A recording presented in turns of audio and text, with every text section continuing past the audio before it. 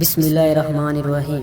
شروع اللہ کے نام سے جو بڑا مہربان اور نہایت رحم کرنے والا ہے۔ شب معراج، حضرت محمد صلی اللہ علیہ وسلم کا معراج کا واقعہ تو آپ سبھی نے سنا ہوگا اور اس واقعہ سے بخوبی واقف ہوں گے، لیکن کیا آپ یہ جانتے ہیں کہ حضرت محمد صلی اللہ علیہ وسلم جب معراج پر گئے تو آپ نے کیا کیا دیکھا تھا اور کن کن شخصیت سے ملاقات کی تھی؟ حضرت محمد صلی اللہ علیہ وسلم نے جنت کا سیر کیا، لیکن جنت میں کیا کیا دیکھا؟ حضرت محمد صلی اللہ علیہ وسلم نے معراج کے دوران دوزخ کا بھی سیر کیا، لیکن دوزخ میں کیا کیا دیکھا تھا؟ حضرت محمد صلی اللہ علیہ وسلم کے معراج کا مکمل واقعہ تفصیل سے میں آپ کو اس ویڈیو میں بتاؤں گا، اور ساتھ ہی ساتھ آپ کو یہ بھی بتاؤں گا کہ حضرت محمد صلی اللہ علیہ وسلم نے معراج کے دوران کیا کیا دیکھا تھا اور کن کن شخصیت کے ساتھ ملاقات کی تھی۔ معراج پیغمبر اسلام کی زندگی کے ان واقعات میں سے ہیں جنہیں دنیا میں سب سے زیادہ شہرت حاصل ہوئی۔ عام روایت کے مطابق واقعہ ہجرت سے 1 سال پہلے 27 رجب کی شام کو پیش آیا۔ اس کا ذکر قرآن مجید میں بھی ہے اور حدیث میں بھی۔ قرآن یہ بتاتا ہے کہ معراج کس غرض کے لیے ہوئی تھی اور خدا نے اپنے رسول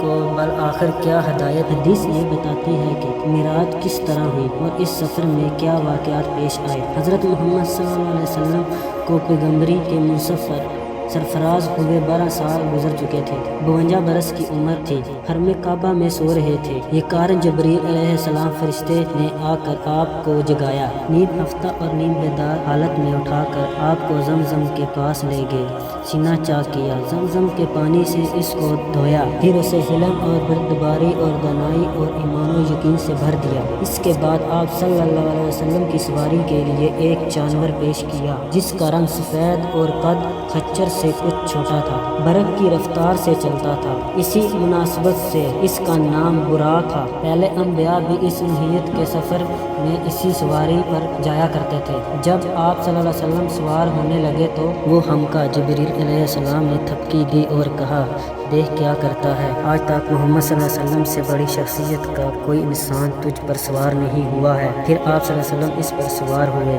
اور جبریل علیہ السلام آپ کے ساتھ چلے۔ پہلی منزل مدینے کی تھی، جہاں اتر کر آپ صلی اللہ علیہ وسلم نے نماز پڑھی۔ جبریل علیہ السلام نے کہا، اس جگہ آپ صلی اللہ علیہ وسلم ہجرت کر کے آئیں گے۔ دوسری منزل طور پر سینا کی تھی، جہاں خدا حضرت موسیٰ علیہ السلام سے ہم کلام ہوئے۔ تیسری منزل بیت الحم کی تھی، جہاں حضرت عیسیٰ علیہ السلام پیدا ہوئے۔ چوتھی منزل پر بیت المقدس تھا، جہاں براق کا سفر ختم ہوا۔ اس سفر کے دوران میں ایک جگہ کسی پکارنے والے نے پکارا، ادھر آؤ۔ آپ صلی اللہ علیہ وسلم نے توجہ نہ کی۔ جبریل علیہ السلام نے بتایا، یہ یہودیت کی طرف بلا رہا تھا۔ دوسری طرف سے آواز آئی، ادھر آؤ۔ آپ صلی اللہ علیہ وسلم اس کی طرف بھی ملتفت نہ ہوئے۔ جبریل علیہ السلام نے کہا، یہ عیسائیت کا داعی تھا۔ پھر ایک عورت نہایت بنی سنوری نظر آئی اور اس نے اپنی طرف بلایا۔ آپ نے اس سے بھی نظر پھیر لی۔ جبریل علیہ السلام نے کہا، یہ دنیا تھی۔ پھر ایک بوڑھی عورت سامنے آئی۔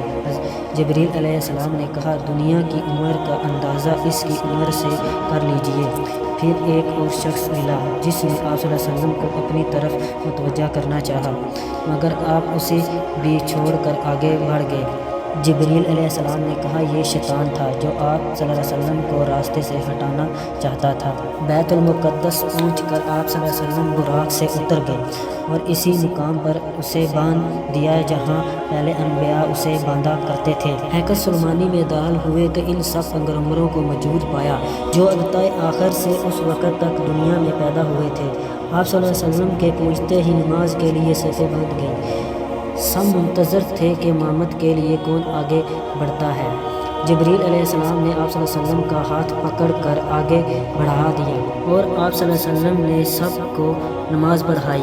پھر آپ صلی اللہ علیہ وسلم کے سامنے 3 پیالے پیش کیے گئے، ایک میں پانی، دوسرے میں دودھ، تیسرے میں شراب۔ آپ صلی اللہ علیہ وسلم نے دودھ کا پیالہ اٹھا لیا۔ جبریل علیہ السلام نے مبارکباد دی کہ آپ صلی اللہ علیہ وسلم فطرت کی راہ پا گئے۔ اس کے بعد ایک سیڑھی آپ کے سامنے پیش کی گئی اور جبریل علیہ السلام اس کے ذریعے سے آپ صلی اللہ علیہ وسلم کو آسمان کی طرف لے چلے۔ عربی زبان میں سیڑھی کو معراج کہتے ہیں اور اسی مناسبت سے یہ سارا واقعہ معراج کے نام سے مشہور ہے۔ پہلے آسمان پہ پہنچے تو دروازہ بند تھا۔ محافظ فرشتے نے پوچھا کون آتا ہے؟ جبریل علیہ السلام نے اپنا نام بتایا۔ پوچھا تمہارے ساتھ کون ہے؟ جبریل علیہ السلام نے کہا محمد صلی اللہ علیہ وسلم۔ پوچھا کیا انہیں بلایا گیا ہے؟ کہا ہاں۔ تب دروازہ کھلا اور آپ صلی اللہ علیہ وسلم کا خیر مقدم کیا گیا۔ یہاں آپ صلی اللہ علیہ وسلم کا تعارف فرشتوں اور انسانی ارواح کی ان بڑی بڑی شخصیتوں سے ہوا جو اس مرحلے پر مقیم تھی۔ ان میں نمایاں شخصیت ایک ایسے بزرگ کی تھی جو انسانی بناوٹ کا مکمل نمونہ تھی۔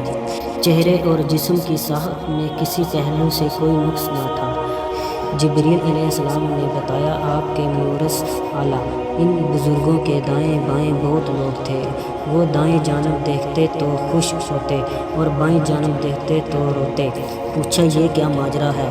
بتایا کہ یہ نسل آدم علیہ السلام ہے۔ آدم اپنی اولاد کے نیک لوگوں کو دیکھ کر خوش ہوتے ہیں اور برے لوگوں کو دیکھ کر روتے ہیں۔ پھر آپ صلی اللہ علیہ وسلم کو تفصیلی مشاہدے کا موقع دیا گیا۔ ایک جگہ آپ نے دیکھا کچھ لوگ کھیتی کاٹ رہے ہیں اور جتنی کاٹتے ہیں اتنی ہی زیادہ بڑھتی چلی جاتی ہے۔ پوچھا یہ کون ہیں؟ کہا گیا یہ خدا کی راہ میں جہاد کرنے والے ہیں۔ پھر دیکھا کچھ لوگ جن کے سر پتھروں سے کچلے جا رہے ہیں۔ پوچھا یہ کون ہیں؟ کہا گیا یہ وہ لوگ ہیں جن کی سرگرانی ان کو نماز کے لیے اٹھنے نہیں دیتی تھی۔ کچھ اور لوگ دیکھے جن کے کپڑوں میں آگے اور پیچھے پابند لگے ہوئے تھے اور وہ جانوروں کی طرح گھاس چر رہے تھے۔ پوچھا یہ کون ہیں؟ کہا گیا یہ وہ ہیں جو اپنے مال میں سے زکوٰۃ خیرات کچھ نہ دیتے تھے۔ پھر ایک شخص کو دیکھا کہ لکڑیوں کا گٹھا جمع کر کے اٹھانے کی کوشش کرتا ہے اور جب وہ نہیں اٹھاتا تو اس میں کچھ اور لکڑیاں بڑھا لیتا ہے۔ پوچھا یہ کون احمق ہے؟ کہا گیا یہ وہ شخص ہے جس پر امانتوں اور ذمہ داریوں کا اتنا بوجھ تھا کہ اٹھا نہ سکتا تھا، مگر یہ ان کو کم کرنے کی بجائے اور زیادہ ذمہ داریوں کا بھار اپنے اوپر لادتے چلا جاتا تھا۔ پھر دیکھا کہ کچھ لوگوں کی زبانیں اور ہونٹ کینچیوں سے کترے جا رہے ہیں۔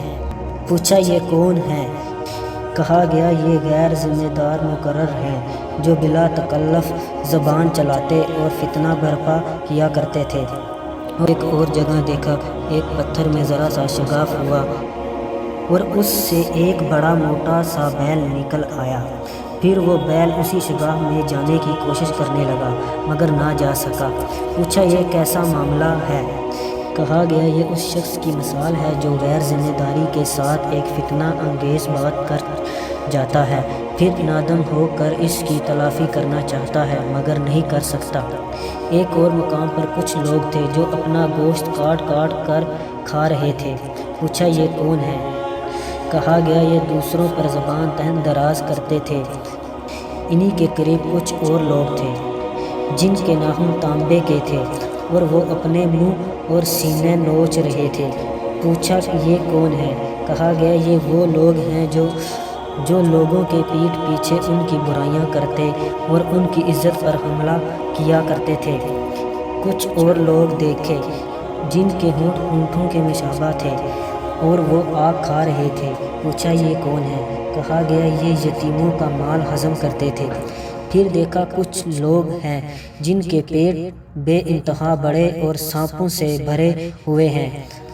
آنے جانے والے ان کو روندتے ہوئے گزر جاتے ہیں مگر وہ اپنی جگہ سے ہل نہیں سکتے۔ پوچھا یہ کون ہے؟ کہا گیا یہ سود خوار ہیں۔ پھر کچھ اور لوگ نظر آئے جن کی ایک جانب نفیس گوشت رکھا تھا اور دوسری جانب سڑا ہوا گوشت جس سے سخت بدبو آ رہی تھی۔ وہ اچھا گوشت چھوڑ کر سڑا ہوا گوشت کھا رہے تھے۔ پوچھا یہ کون ہے؟ کہا گیا یہ وہ مرد اور خواتین ہیں جنہوں نے حلال بیویاں اور شوہروں کے ہوتے حرام اور اپنی خواہش نفس پوری کی۔ پھر دیکھا کچھ عورتیں اپنی چھاتی کے بل لٹک رہی ہیں۔ پوچھا یہ کون ہے؟ کہا گیا یہ وہ عورتیں ہیں جنہوں نے اپنے شوہروں کے سر ایسے بچے مانڈ دیے جو ان کے نہ تھے۔ انہی کے مشاہدات کے سلسلے میں نبی صلی اللہ علیہ وسلم کی ملاقات ایک ایسے فرشتے سے ہوئی جو نہایت ترس جوئی سے ملا۔ آپ صلی اللہ علیہ وسلم نے جبریل سے پوچھا اب تک جتنے فرشتے ملے تھے سب خندہ پیشانی اور بشاش چہرے کے ساتھ ملے۔ ان حضرت کی خوش مزاجی کا کیا سبب ہے؟ جبریل علیہ السلام نے کہا، ان کے پاس ہنسی کا کیا کام، یہ تو دوزخ کا داروغہ ہے۔ یہ سن کر آپ صلی اللہ علیہ وسلم نے دوزخ دیکھنے کی خواہش ظاہر کی۔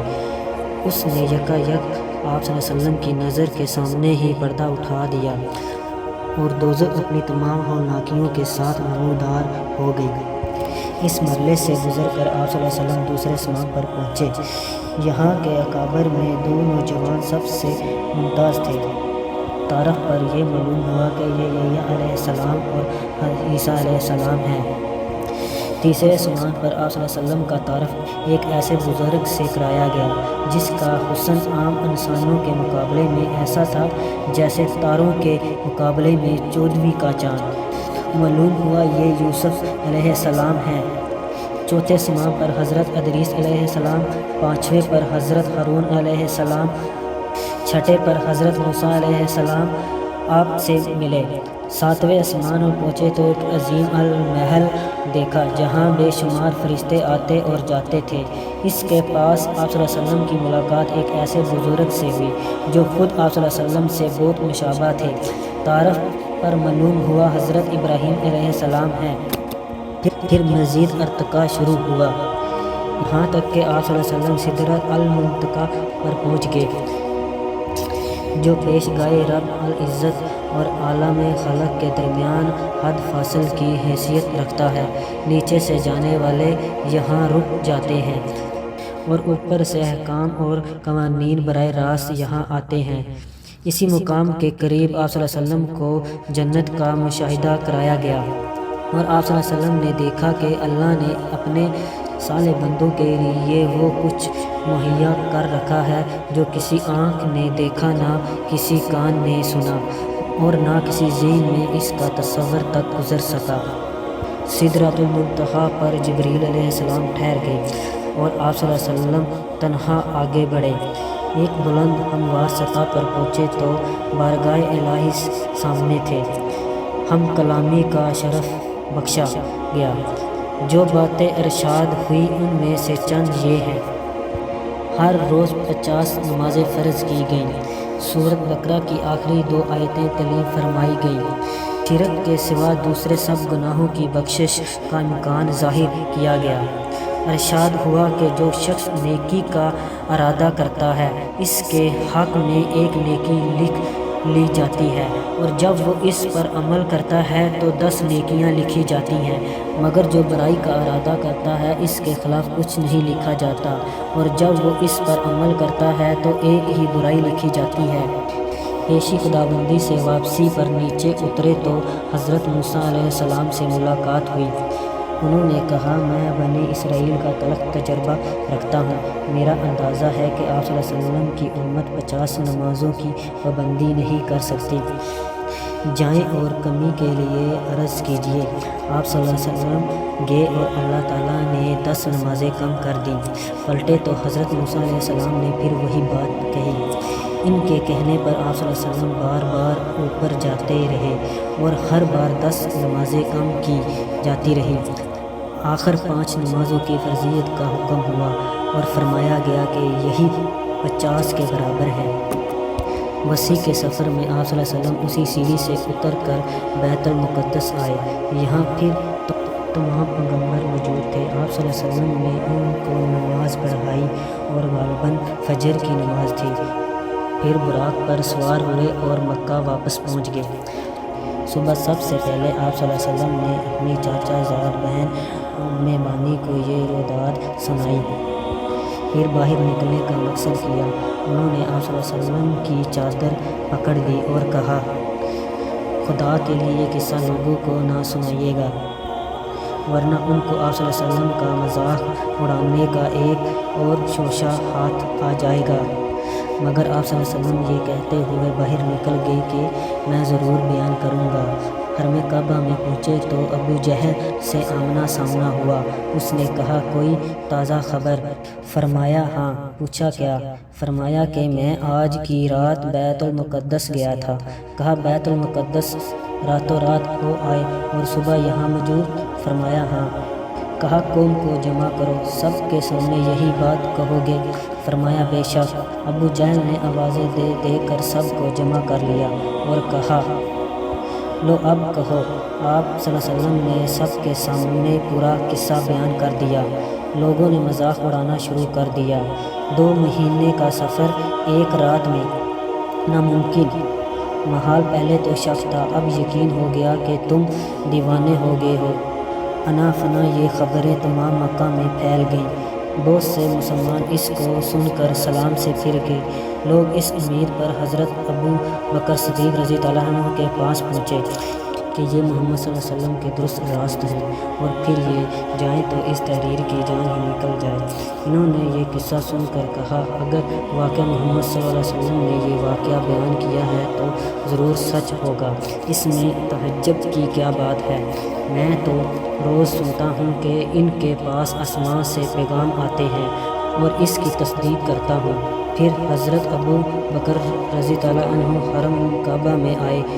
رسول صلی اللہ علیہ وسلم موجود تھے اور ہنسی اڑانے والا مجموعہ بھی۔ پوچھا کیا واقعہ آپ صلی اللہ علیہ وسلم نے ایسا فرمایا ہے؟ جواب دیا ہاں۔ کہا بیت المقدس میرا دیکھا ہوا ہے، آپ وہاں کا نقشہ بیان کریں۔ آپ نے فوراً نقشہ بیان کرنا شروع کر دیا اور ایک ایک چیز اس طرح بیان کی گویا بیت المقدس سامنے موجود ہے اور دیکھ دیکھ کر اس کی حقیقت بتا رہے ہیں۔ حضرت ابو بکر رضی اللہ عنہ کی اس تدبیر سے چھٹلانے والوں کو ایک شدید ضرب لگی۔ وہاں بکثرت ایسے آدمی موجود تھے جو تجارت کے سلسلے میں بیت المقدس جاتے رہتے تھے۔ وہ سب دلوں میں کاہل ہو گئے کہ نقشہ بالکل صحیح ہے۔ اب لوگ آپ صلی اللہ علیہ وسلم کے بیان کی مزید ثبوت مانگنے لگے۔ فرمایا جاتے ہوئے میں فلاں کا مقام پر فلاں قافلے پر سے گزرا جس کے ساتھ یہ سامان تھا۔ قافلے والوں کے اونٹ براق سے ہٹکے، ایک اونٹ فلاں وادی کی طرف بھاگ نکلا۔ میں نے قافلے والوں کو اس کا پتہ دیا۔ واپسی میں فلاں وادی میں فلاں قبیلے کا قافلہ مجھے ملا۔ سب لوگ سو رہے تھے۔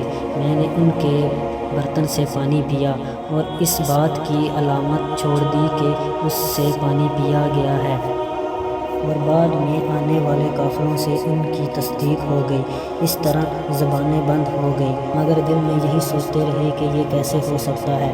آج بھی بہت سے لوگ سوچ رہے ہیں کہ یہ کیسے ہوا۔